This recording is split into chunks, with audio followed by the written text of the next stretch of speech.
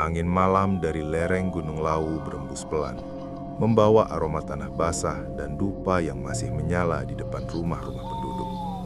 Di desa kecil bernama Giri Mukti, malam bukan sekadar waktu untuk tidur. Bagi sebagian orang, malam adalah waktu paling rawan ketika suara-suara dari masa lalu mulai memanggil nama mereka. Andra duduk di beranda rumah reyotnya. Lampu minyak di sudut meja bergoyang pelan karena angin, menciptakan bayangan di wajahnya yang lelah. Ia baru pulang dari pasar, tempat ia bekerja sebagai pengangkut sayur. Uangnya pas-pasan, kadang bahkan tidak cukup buat beli beras. Tapi malam itu, bukan lapar yang membuat dadanya sesak, melainkan kabar yang baru ia dengar siang tadi. Lestari, perempuan yang sudah ia cintai sejak kecil, akan menikah minggu depan. Bukan dengan dirinya, tapi dengan anak juragan toko pupuk di kota. Orang-orang bilang keluarga Andra terlalu miskin. Tidak pantas. Lestari pun tak bisa menolak karena ibunya sakit dan butuh biaya berobat. Andra memejamkan mata, tapi suara tawa Lestari dan lelaki itu terus menggiang di kepalanya. Ia meremas ujung sarungnya kuat-kuat. Di luar, anjing menyala ke arah hutan. Dari kejauhan terdengar suara gending Jawa dari radio tua tetangga. Lagu yang biasanya diputar saat malam Jumat. Tapi malam itu, nadanya terdengar seperti ratapan. Andra berdiri. Ia menatap jalan setapak menuju hutan di belakang desa. Di sanalah rumah Mbah Rondo berada. Seorang dukun tua yang katanya bisa ngowahi nasib siapapun yang datang padanya. Banyak orang diam-diam mendatangi Mbah Rondo. Ada yang minta kaya, ada yang minta anak, ada yang minta keselamatan. Tapi semua tahu, setiap keinginan ada gantinya. Andra ragu sejenak. Ia tahu Lestari tidak akan bahagia jika ia miskin begini terus. Mungkin kalau ia punya uang, semuanya akan berbeda. Dengan langkah berat, ia melangkah ke arah hutan. Semakin dalam ia berjalan, semakin sepi suasana. Pepohonan tinggi menutup cahaya bulan, dan udara terasa dingin menusuk. Sesekali terdengar suara burung hantu dari kejauhan, dan bau dupa samar-samar tercium. Jalan setapak yang tadi lebar, kini berubah menjadi tanah lembab penuh akar. Di ujung jalan, ia melihat cahaya redup dari pelita bambu. Rumah Mbah Rondo tampak seperti rumah zaman dulu, berdinding anyaman bambu dengan atap rumbia yang hampir roboh. Di depan rumah, ada gentong besar berisi bunga kenanga dan air yang memantulkan bayangan bulan. Andra mengetuk pintu 3 kali. Suara dari dalam menjawab pelan. "Mlebu wae le, aku wis ngerti kowe teko." Andra menelan ludah. Ia melangkah masuk. Di dalam ruangan gelap itu hanya ada satu lampu teplok yang menggantung rendah. Di tengah ruangan, duduk seorang perempuan tua berpakaian hitam pekat. Rambutnya putih kusut, matanya tajam tapi tenang. Di depannya ada mangkuk tanah liat berisi darah ayam yang baru disembelih. Mbah Rondo tersenyum samar. "Aku ngerti opo sing gawa kowe teko. Ati loro ya." Andra menunduk. "Aku pengen nasibku berubah, Mbah. Aku ora pengen dihinani terus. Aku pengen Lestari balik karo aku." Mbah Rondo tidak menjawab. Ia hanya mengambil segenggam bunga kenanga, mencelupkannya ke dalam darah ayam, lalu meletakkannya di mangkuk kecil. "Urip iku iso diganti le, asal kowe wani bayar. Saben nyowo ono regane. Sing kowe jaluk iki, regane ora cilik." Andra mengangguk cepat. "Aku gelem bayar, Mbah. Sak pintar Mbah ngomong, aku siap." Mbah Rondo menatapnya dalam-dalam lalu tertawa pelan. Tawa dingin dan menggema. "Rego nyowo urip iku ora cuma duit le. Kowe tuku urip nganggo pati wong liya." Andra terdiam. Ia tak benar-benar paham maksudnya. Ia hanya mengira itu bagian dari ritual. Mbah Rondo kemudian berdiri, mengambil kendi tanah liat dari pojokan, dan menggambar lingkaran di tanah dengan darah ayam tadi. Di tengah lingkaran itu, ia menaruh sehelai rambut Andra dan sepotong kain dari baju yang Andra kenakan. Suara mantranya mulai terdengar, pelan tapi dalam, bahasa Jawa kuno yang tak dimengerti Andra. Angin di dalam ruangan mendadak berhenti. Api lampu teplok bergetar lalu membesar seolah tertiup dari bawah. Aroma dupa berubah tajam, membuat dada sesak. Mbah Rondo menatap Andra lagi. "Sakwise iki, uripmu bakal owah le. Rezekimu bakal milih, nasibmu bakal luwih apik. Tapi ilingono, saben nikmat ono sing ilang. Selesai berkata, Mbah Rondo meniup mangkuk darah itu. Api kecil muncul di dalamnya, lalu padam begitu saja. Hening, hanya suara jangkrik di luar yang terdengar. Andra merasa pusing, pandangannya buram sejenak. Ketika sadar, Mbah Rondo sudah tidak ada di hadapannya. Ia sendirian di dalam rumah itu, dan di luar sudah hampir subuh. Ia pulang tanpa banyak bicara. Hatinya aneh, antara takut dan berharap. Tapi begitu sampai di rumah, sesuatu terasa berubah. Di depan rumahnya sudah berdiri beberapa orang. Mereka berkerumun, wajahnya tegang. "Leh, koe krungu kabar durung? Si Marno, tetanggamu sebelah, mati nyebur sumur wengi iki," kata seorang bapak tua. Andra tertegun. Ia mengenal Marno, tetangga sebelah rumahnya. Orang yang semalam sempat mengejeknya karena miskin. "Kok iso? Gak ngerti leh. Wong kabeh ngomong dheweke mabuk, terus tibo. Tapi aneh, ora ono sing krungu opo-opo." Andra memandangi arah sumur di belakang rumah Marno. Angin berembus dingin. Dalam hatinya, ia merasa sesuatu bergetar, rasa takut yang belum punya bentuk. Tapi sebelum ia sempat memikirkannya lebih jauh, seorang tetangga datang menghampiri. "Andra, wong pasar ngolek kowe. Katanya truk sayurmu menang tender pengiriman ke kota. Bayarannya gede leh." Andra berbeku. Ia menatap kedua orang itu bergantian. Di satu sisi kabar kematian, di sisi lain kabar rezeki besar. Dadanya berdebar. Kata-kata Mbah Rondo tergiang di kepalanya. Saben nikmat ono sing ilang. Hari-hari berikutnya berjalan cepat. Uang datang mudah. Andra tiba-tiba dipercaya jadi pengurus distribusi sayur ke pabrik besar di kota. Rumahnya mulai diperbaiki. Ia beli motor, bahkan mulai membantu warga sekitar. Semua orang kagum dengan perubahan nasibnya. Tapi di balik senyum itu, ada sesuatu yang mulai menghantui. Setiap malam, ia mendengar suara langkah kaki di luar rumahnya. Pelan tapi pasti. Kadang terdengar suara seseorang memanggil namanya dari arah sumur. Kadang ia mencium bau darah dari gentong air. Suatu malam, saat ia menatap cermin di kamarnya, ia melihat bayangan di belakangnya. Sosok hitam dengan mata merah menyala menatapnya diam-diam. Ketika ia menoleh, tak ada siapa-siapa. Tapi di cermin, sosok itu masih ada, tersenyum lebar. Andra panik. Ia berlari keluar rumah. Nafasnya tersengal-sengal. Di kejauhan, suara gamelan kembali terdengar. Tapi kali ini lebih cepat dan aneh, seolah dimainkan dari bawah tanah.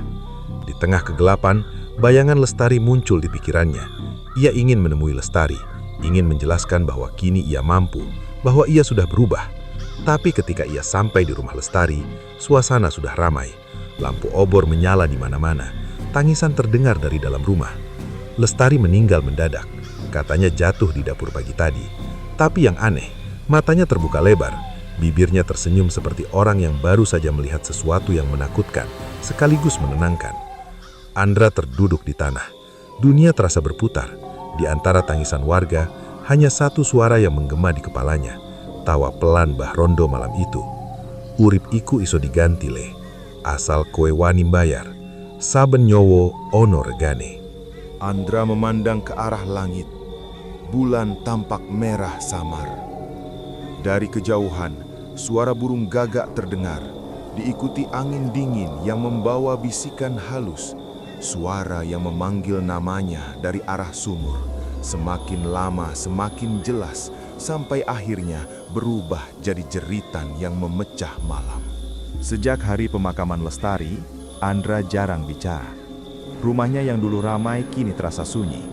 Di pojokan dapur, dupa masih menyala setiap malam, tapi bukan untuk ritual rejeki lagi, melainkan untuk menenangkan arwah Lestari yang katanya belum tenang. Orang-orang desa mulai berbisik. Ada yang bilang Andra kena guna-guna, ada yang bilang ia kena kutukan dari Mbah Rondo. Andra tidak peduli, tapi malam-malamnya semakin aneh.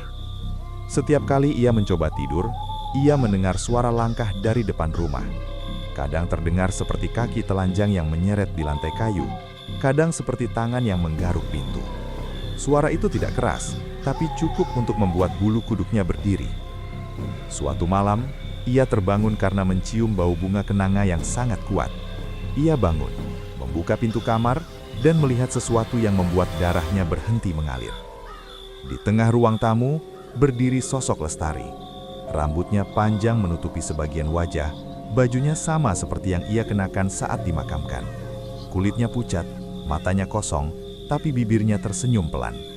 Di tangannya ada bunga kenanga yang jatuh satu persatu ke lantai. "Andra," suaranya pelan seperti berhembus dari tempat jauh. "Rego nyawa wes dibayar, tapi utangnya durung lunas." Sebelum Andra sempat bergerak, sosok itu lenyap. Bau kenanga langsung hilang, tapi udara di sekitarnya membeku. Keesokan paginya, Andra mendatangi rumah Mbah Rondo. Tapi rumah itu sudah kosong. Pintu terbuka, jendela rusak, dan di dalam hanya ada abu dupa dan bekas lingkaran darah di lantai. Warga bilang, Mbah Rondo menghilang setelah malam kematian Lestari. Andra merasa kehilangan arah. Ia mencoba melupakan semuanya dengan bekerja, tapi setiap kali ia mendapat uang besar, selalu ada kabar kematian. Pertama, supir truknya meninggal karena remblong. Lalu pemilik pabrik tempat ia mengirim sayur meninggal karena serangan jantung mendadak. Dan setiap kali itu terjadi, Andra menemukan tanda yang sama, setangkai bunga kenanga di dekat tubuh korban. Suatu malam, ia duduk di beranda sambil menatap gelap. Hujan turun pelan. Di kejauhan, petir menyambar menampakkan bayangan pohon-pohon yang menari tertiup angin. Ia menutup wajahnya dengan tangan. "Gusti, opo salahku nganti koyo ngene iki? Tuhan, apa salahku sampai seperti ini?" Tiba-tiba terdengar suara dari belakangnya. "Salahmu, yaiku orang ngerti regane urip." Andra menoleh cepat. Di sana berdiri sosok perempuan tua dengan payung hitam, Mbah Rondo. Wajahnya tampak lebih tua, matanya lebih dalam dari sebelumnya. Ia berjalan pelan ke arah Andra, lalu duduk di depannya. "Kue pancen entuk opo sing kue jaluk le," katanya pelan. "Tapi saben sing dikasihake kudu dibayar. Saben nyowo sing ilang, gawe nyowomu tambah suwe ditagih." Andra menatapnya dengan marah. "Kowe orang ngomong yang Lestari bakal melu mati. Kowe nipu aku." Mbah Rondo tersenyum samar. "Aku ora nate janji sopo sing bakal ilang. Aku mengomong saben nikmat ono sing ilang. Kowe sing milih jalane le." Andra berdiri, menendang kursi. "Aku pengen kabeh iki rampung. Aku ora butuh duit. Aku pengen Lestari bali." Mbah Rondo menatapnya lama. "Ora gampang balik ke nyowo sing wes dibayar, tapi yen pancen kue pengen, ono siji coro." Andra terdiam. Ing tengah alas lau, ono kuburan tuwo sing diarani Pasarean Sirno Jiwo. Ing kono, roh-roh sing nyebrang setengah dalan ngenteni timbangane. Yen kowe wani mlebu, kowe iso nemoni Lestari. Tapi elingo, saben wong sing mlebu kono, ora kabeh iso metu. Andra menatapnya dengan mata merah. "Aku ora peduli, yen kudu mlebu neraka pisan, aku bakal mlebu." Mbah Rondo tertawa pelan, suaranya serak seperti kayu kering patah. "Yo wes, nek kui pilihanmu, siap mo ati. Saben langkahmu bakal dihitung, saben napasmu bakal diganti." Malam itu juga Andra berangkat ke hutan. Ia hanya membawa senter kecil dan setikat bunga melati. Udara di sekitar Gunung Lawu terasa dingin luar biasa. Kabut turun tebal menutupi jalan setapak. Semakin dalam ia berjalan, semakin aneh suasananya. Ia mendengar suara orang menangis di kejauhan, tapi setiap kali ia mencari sumbernya, hanya ada pohon dan kabut. Di satu titik, ia melihat batu nisan besar berlumut dengan tulisan Jawa kuno, Sirno Jiwo. Di depannya ada lubang tanah seperti bekas liang kubur, tapi sangat dalam, lebih mirip sumur. Dari dasar lubang itu keluar asap putih tipis dan bau dupa yang membakar hidung. Andra berlutut, menatap ke dalam lubang itu. Suara perempuan terdengar samar dari bawah, seperti memanggilnya. "Andra, bali, aku ngenteni." Itu suara Lestari. Tanpa berpikir panjang, ia menuruni tepi lubang dengan hati-hati. Tapi begitu kakinya menyentuh tanah di bawah, dunia di sekelilingnya berubah. Langit hilang. Gantinya hanya ada kabut putih dan bayangan hitam berjalan tanpa arah. Di kejauhan, ia melihat ratusan sosok manusia berdiri diam, tubuhnya pucat, matanya kosong. Mereka menatap Andra seolah mengenalnya. Lalu salah satu dari mereka melangkah maju. Wajahnya rusak separuh, tapi suaranya jelas. "Kowe, sing nyebabke aku mati. Kowe sing ngutang nyowoku." Itu wajah supir truknya.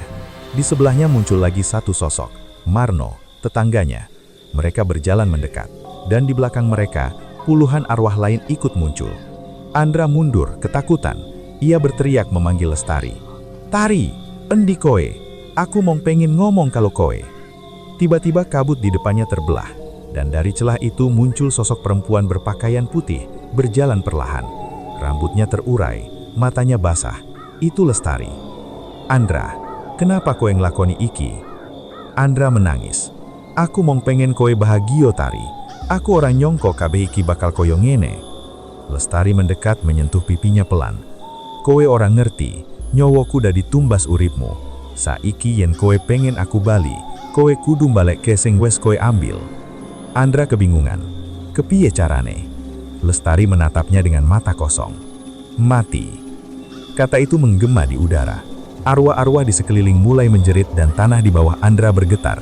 Dari dalam kabut, tangan-tangan hitam muncul menarik kakinya ke bawah. Andra berusaha melepaskan diri, tapi semakin ia melawan, semakin kuat tarikan itu. Lestari berdiri di depannya, wajahnya penuh air mata, lalu perlahan berubah. Kulitnya mulai membusuk, matanya hitam, dan senyumnya melebar tak wajar. "Andra, iki regomu." Andra menjerit sekuat tenaga. Dunia di sekelilingnya runtuh jadi gelap. Ketika ia sadar, ia sudah berada di rumahnya lagi. Peluh dingin membasahi tubuhnya. Ia menatap sekeliling, subuh sudah tiba. Tapi di meja, ada sesuatu. Bunga kenanga segar dan selembar kain putih dengan tulisan darah yang samar. "Utang durung lunas." Sejak hari itu, Andra tidak bisa tidur. Setiap kali ia memejamkan mata, ia kembali melihat wajah-wajah arwah yang menatapnya dari kabut. Dan setiap kali matahari terbenam, bayangan Lestari muncul di depan rumah. Diam, menatapnya, sambil membawa setangkai bunga kenanga. Dan di kejauhan, dari arah hutan, suara tawa Mbah Rondo terdengar lagi. Tapi kali ini lebih pelan, seolah datang dari tempat yang sangat dalam. Tempat di mana nyawa dibeli dan dijual seperti barang dagangan. Sudah 2 minggu sejak Andra terakhir melihat Lestari di dunia arwah. 2 minggu penuh tanpa tidur, tanpa damai, tanpa cahaya. Rumahnya kini berantakan, kaca pecah, tirai robek, dan di setiap sudut selalu ada bunga kenanga yang tiba-tiba muncul tanpa tahu dari mana asalnya. Warga desa mulai menjauhi Andra. Mereka bilang rumahnya angker, dihuni makhluk halus yang suka memanggil nama orang di malam hari. Anjing-anjing sering menggonggong ke arah rumahnya. Dan setiap malam Jumat, suara perempuan menangis terdengar dari arah sumur belakang. Andra sendiri makin kurus, matanya cekung, kulitnya pucat seperti orang sakit. Tapi bukan karena penyakit, melainkan karena rasa bersalah yang terus menghantui. Malam itu hujan turun deras, petir membelah langit dan angin kencang menerpa atap rumah. Andra duduk di lantai, menatap api kecil dari tungku dapur. Di hadapannya, terbuka sebuah buku catatan lusuh milik Mbah Rondo yang ia temukan di reruntuhan rumah dukun itu seminggu lalu. Halaman-halamannya penuh tulisan tangan dengan aksara Jawa kuno. Tapi di bagian akhir, ada kalimat yang bisa ia baca dengan jelas. "Sing tuku urip nganggo pati, bakal bali dadi rego kanggo sing sabar ngenteni. Yang membeli hidup dengan kematian, kelak akan jadi harga bagi yang sabar menunggu." Andra mengulang kalimat itu berulang kali. Kata ngenteni, menunggu, membuatnya teringat pada wajah Lestari, pada senyum terakhirnya sebelum tubuhnya membusuk di dunia arwah. Suara petir kembali menyambar, dan di tengah suara hujan, terdengar sesuatu. Suara langkah, pelan tapi pasti, dari arah pintu depan. Andra menegakkan tubuhnya. Ia menatap ke arah pintu, tapi lampu minyak tiba-tiba padam. Gelap total. Kemudian suara itu berhenti. "Le," suara parau terdengar pelan. "Kowe durung lunas." Andra gemetar. Ia mengambil senter dari lantai dan menyalakannya ke arah pintu. Cahaya kuning senter menembus gelap, dan di sana berdiri sosok Mbah Rondo. Bajunya basah kuyup oleh hujan, tapi kulitnya kering, retak-retak seperti tanah mati. Matanya merah menyala, dan di tangannya ada kendi tanah liat yang meneteskan darah. "Mbah, apa maksudnya kabeh iki? Aku wis nandang sangsara, kabeh wong mati, uripku wis rusak. Aku wis nyesel, aku pengen ngakhiri iki," teriak Andra dengan suara parau. Mbah Rondo melangkah mendekat. Setiap langkahnya diiringi bunyi seperti tulang retak. Kowe nyuwun urip anyar, aku wis paringi. Tapi uripmu nyedot nyawa liyane. Saiki wektu kanggo mbalekake. Dunia wis ora iso nampung kowe maneh, Andra. Andra mundur. Aku ora pengen mati, Mbah. Aku pengen bener ke kabeh. Aku pengen Lestari tenang. Mbah Rondo berhenti, lalu menatapnya dalam-dalam. Ono siji coro, nanging regone luwih abot tinimbang pati. Andra terbiam. Regone opo, Mbah? Nyawakmu ora mung ilang, nanging dikon jadi pengganti. Dadi penjogo gerbang antara urip lan pati. Kowe ora bakal di dunia, ora uga di alam kono. Kowe dadi rego nyawa sing sejati. Andra menelan ludah. Kowe pengin aku jadi koyo Mbah. Mbah Rondo mengangguk pelan. Aku uga biyen wong koyo kowe le. Dulu aku njaluk urip kanggo anakku sing mati, lan aku bayar nganggo uripku dhewe. Aku jadi penjogo iki nganti tekan wektu ono sing gelem ganti. Hening sejenak. Hujan di luar makin deras, dan suara petir bergemuruh seperti panggilan dari langit. Andra menunduk. Air matanya jatuh. Yen kuwi coro supaya Lestari bisa tenang, aku gelem. Mbah Rondo tersenyum samar. Senyum yang tidak lagi jahat, tapi lebih seperti senyum lega. Ia membuka kendi tanah liatnya, dan aroma darah bercampur bunga kenanga memenuhi ruangan. Yowis, nek kowe wis siap, tutup mripatmu. Andra memejamkan mata. Dunia di sekitarnya perlahan memudar. Suara hujan menghilang, diganti oleh bisikan halus yang memenuhi telinganya.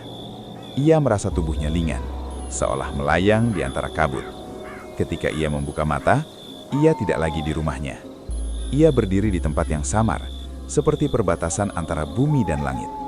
Di depannya, ada sungai besar berwarna hitam, dengan ratusan arwah berjalan perlahan menuju cahaya di seberang. Di antara mereka, Andra melihat Lestari. Ia berlari menghampiri. "Tari!" teriaknya. Lestari menoleh. Wajahnya tenang, bersinar lembut. "Andra, kowe tenan arep ninggal dunia iki?" Andra mengangguk. "Yen kuwi siji-sijine coro supaya kowe bisa bebas, aku rela." Lestari tersenyum. Ia memegang tangan Andra. Tapi tiba-tiba cahaya dari seberang sungai menjadi semakin terang, menariknya perlahan. "Aku kudu ngora, waktuku wis tekan. Tapi elingo, saben nyawa sing jujur bakal nemu panggonane. Kowe uga bakal nemu panggonanmu." Andra mencoba menarik tangannya, tapi tak bisa. Arus sungai hitam itu memisahkan mereka. Lestari tersenyum terakhir kali, lalu tubuhnya larut ke dalam cahaya. Andra berdiri di tepi sungai, menatap kosong. Suara bisikan Mbah Rondo di belakangnya terdengar. "Wis wayah hele. Saiki gentenan kulungo. Tugasmu wiwit saiki. Jogo sing urip, timbang sing mati." Tubuh Mbah Rondo berubah menjadi abu dan hilang ditiup angin. Andra menunduk. Ia menatap air sungai yang kini memantulkan wajahnya sendiri. Tapi wajah itu bukan lagi wajah manusia. Matanya hitam kelam, kulitnya pucat seperti orang sakit. Tapi bukan karena penyakit, melainkan karena rasa bersalah yang terus menghantui. Sejak malam itu, warga Girimukti sering mendengar cerita aneh. Kadang ada orang yang hampir mati tapi tiba-tiba selamat. Dan di malam sebelumnya, mereka bermimpi didatangi sosok laki-laki berpakaian putih dengan mata hitam memberi bunga kenanga sambil berkata pelan, "Uripmu isih ono regone, ojo disio-sio ake." Tapi di sisi lain, beberapa orang yang tamak dan kejam di desa itu menghilang tanpa jejak. Di rumah mereka, hanya ditemukan bunga kenanga segar dan tanda bekas kaki basah menuju sumur. Warga akhirnya percaya, Mbah Rondo sudah tiada, tapi penjaganya kini ada yang baru. Beberapa tahun kemudian, desa Girimukti perlahan kembali tenang. Tapi setiap malam Jumat, di jalan setapak menuju hutan, selalu ada satu pelita yang menyala sendiri. Cahaya kecil di antara kabut. Orang-orang bilang, jika kau berjalan melewati pelita itu dan mendengar suara langkah di belakangmu, jangan menoleh. Karena bisa jadi, yang berjalan di belakangmu bukan manusia, tapi Andra, penjaga baru Rego Nyowo, yang sedang menghitung harga nyawamu. Dan di kejauhan, suara gamelan dari arah Gunung Lawi terdengar lagi. Nada lambat dan dalam, seolah menjadi penutup kisah lama yang akhirnya menemukan keheningan.